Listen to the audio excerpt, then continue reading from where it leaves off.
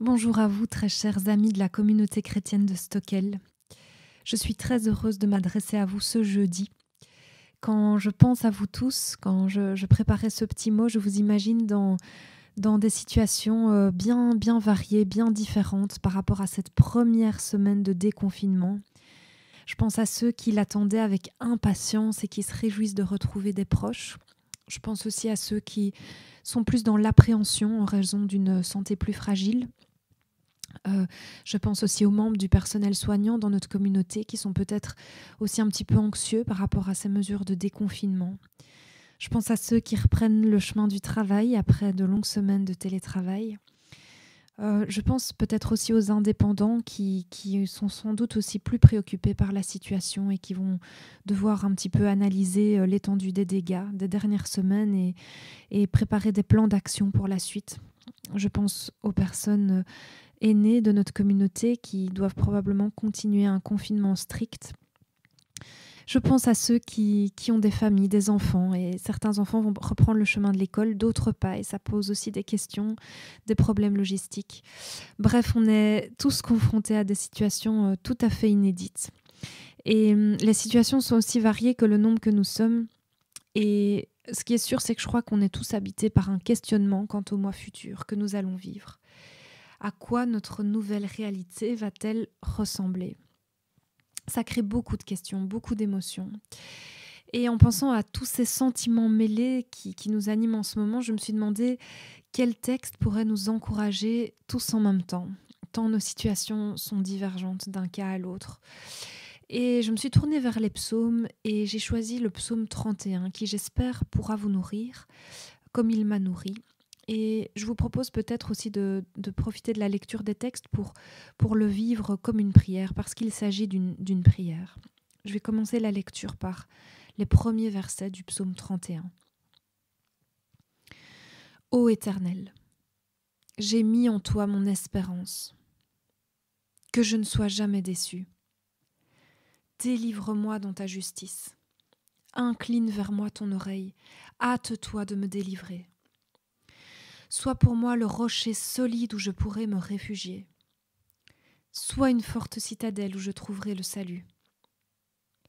Oui, tu es pour moi ce rocher, tu es la forte citadelle. Et pour la gloire de ton nom, tu me conduis et tu me guides. Dans cette première strophe, je trouve qu'on observe bien les mouvements de la foi. Il y a d'abord cette affirmation, cette déclaration qui peut être fait écho. J'ai mis en toi mon espérance. Ton nom est celui que j'ai choisi pour ma vie, que nous avons choisi pour nos vies. Nous avons mis pour la plupart nos familles sous le signe de ta croix et nous avons bâti nos vies en comptant sur toi. Et cette attache à Dieu, elle s'associe à une espérance. Seigneur, que je ne puisse être jamais déçu par ce choix fondamental. Plus loin dans le psaume, le verset 18 dit que je ne sois pas confondu de t'avoir appelé. Tu es celui sur qui je compte. Et nous avons cette aspiration profonde et bien humaine d'être entendus quand nous prions, quand nous supplions, quand nous remettons à Dieu nos soucis. Et puis il y a ce mélange dans la suite. Sois pour moi le rocher solide, dans le sens « j'espère que tu le seras, viens me délivrer ». Il y a cet espoir. Et puis en même temps cette affirmation « mais oui, je sais que tu l'es, tu es pour moi ce rocher ». Et je trouve que cela reflète une réalité dans nos vies de foi. On a comme ça des accès d'espérance, des accès de foi qui alternent avec des doutes qui veulent espérer, mais des doutes quand même. Et peut-être qu'en ce moment d'incertitude au niveau des temps qu'on vit, nous prions comme cela. Seigneur, sois ce rocher sur lequel on veut construire la suite, et tu l'es, nous le savons, mais permets-nous de le voir encore. Nous avons besoin de toi. Tout est tellement atteint dans nos santé, dans nos systèmes politiques, dans notre économie, dans nos hôpitaux, nos écoles, nos homes. Seigneur, sois notre citadelle, sois ce rocher sûr. Tout est ébranlé, mais toi, tu es un rocher pour moi, pour nous. Permets-nous de le voir dans les semaines et les mois qui viennent. Et pour la gloire de ton nom, pour reprendre les mots du psaume, tu nous conduis et tu nous guides. Et c'est notre réconfort dans cette vie. Permets que nous ne lâchions pas ta main. Je poursuis au verset 8. Ton amour me fait jubiler, il me remplit de joie. Puisque tu as vu ma misère et que tu as pris connaissance des tourments de mon âme, tu ne m'as pas abandonné au pouvoir de mes ennemis, et tu as mis mes pas au large. Prends pitié de moi, ô Seigneur, car l'angoisse m'étreint. La douleur a rongé mes yeux, mon âme et tout mon corps. Mais j'ai confiance en toi, Seigneur. Je dis, c'est toi qui es mon Dieu. Mes destinées sont dans ta main. Veuille me délivrer, Seigneur, de la main de mes ennemis et de tous ceux qui me poursuivent. Quel contraste dans ces quelques versets. On a cette déclaration « Ton amour me fait jubiler, il me remplit de joie ». Et puis on a des mots comme misère, tourment, angoisse, douleur qui a rongé mes yeux, mon âme et tout mon corps. Je me suis fait la réflexion qu'on a quand même une chance inouïe d'avoir les Écritures. La Bible, elle reconnaît à l'être humain vraiment toute sa complexité émotionnelle. Il y a une palette d'émotions, de sentiments, de pensées, d'une richesse et d'une variété presque inépuisable. À tout moment de la vie, on peut trouver secours.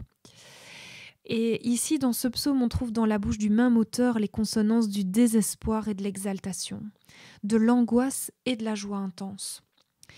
Et c'est le propre de l'être humain de connaître ces variétés d'émotions. Et en ce moment, je parle peut-être pour moi-même, mais je traverse un condensé d'émotions contradictoires plus fort que d'habitude par rapport à toute cette situation assez bouleversante que nous vivons. Et ce que nous pouvons retenir des psaumes, c'est que nous pouvons être vrais devant notre Dieu, avec nos contradictions, avec nos émotions. Nous pouvons déverser devant lui nos doutes, nos peurs, nos angoisses, nos tourments, nos cris, nos joies, aussi notre foi en lui, nos questions. Il est Abba, notre papa, et je trouve qu'on le ressent dans les psaumes. Il nous a vraiment laissé ces textes pour nous montrer toute l'intimité qui peut s'installer entre lui, le créateur des cieux, de l'univers, de l'infini, et moi, ici, maintenant, aujourd'hui. Seigneur, on veut tout déposer à tes pieds parce que tu nous y invites et que nos destinées sont dans ta main. Alors je fais un saut pour reprendre à partir du verset 20. Comme elle est grande, la bonté que tu tiens en réserve pour ceux qui te respectent, pour ceux qui trouvent refuge auprès de toi au vu de tous les hommes. Sous la protection de ta face, tu les mets à l'abri loin des machinations des hommes. Béni soit le Seigneur, car sa fidélité pour moi a été merveilleuse. Il m'a placé dans la ville forte. Oui, les tourments font partie du chemin. Mais sur la route avec Dieu, il y a aussi une bonté qui se déverse et dont nous pouvons témoigner en tant que croyants. Même au sein des difficultés, il prend soin de ses enfants par des attentions concrètes et des bénédictions. C'est un réconfort aussi. Oui, notre chemin de demain sera peut-être compliqué, mais le Seigneur tient en réserve des trésors de bonté pour ses enfants. Et c'est une promesse qui m'aide à envisager la suite et sur laquelle on peut vraiment construire. Et on peut, en pensant à cette promesse, sourire en pensant à l'avenir, comme la femme vaillante du Proverbe 31. Alors je termine par les versets 23, 24 et quelques extraits du verset 25. Dans mon effroi, je me disais, je suis loin de tes yeux. Pourtant, tu écoutais mes pleurs quand j'ai crié vers toi. Vous tous qui servez le Seigneur, donnez-lui votre amour. Soyez forts et prenez courage, vous tous qui espérez en Dieu. Aujourd'hui, certains d'entre nous pleurent, et l'effroi du chagrin peut nous faire croire qu'on est loin de ses yeux. Mais quand nous pleurons, il écoute, il est à côté de nous. Alors à nous tous qui servons le Seigneur et qui traversons l'adversité, le psaume nous lance 3 appels. 1. Donnons-lui notre amour. Notre attachement à Dieu se joue dans une relation d'amour. Donnons-lui véritablement notre amour. 2. Soyons forts. Et 3. Prenons courage. Je vous laisse avec ces paroles que nous puissions prier peut-être aujourd'hui sur un plan individuel, chacun en déversant à Dieu ce qui nous habite, dans un moment de vérité, en tête à tête avec lui, quelles que soient les émotions auxquelles nous faisons face. Et puis sur un plan communautaire, je voudrais vous inviter peut-être à prier ce jeudi pour que le Seigneur conduise notre Église, conduise nos pas, et qu'il soit pour nous notre citadelle. Enfin, je voudrais encore qu'on pense dans la prière à nos frères et sœurs endeuillés, qui sont souffrants, qui sont isolés, ainsi qu'à tous ceux qui souffrent autour de nous aujourd'hui des conséquences de cette pandémie. Que le Seigneur nous comble de son amour, de sa force et de son courage. Et je vous dis à bientôt.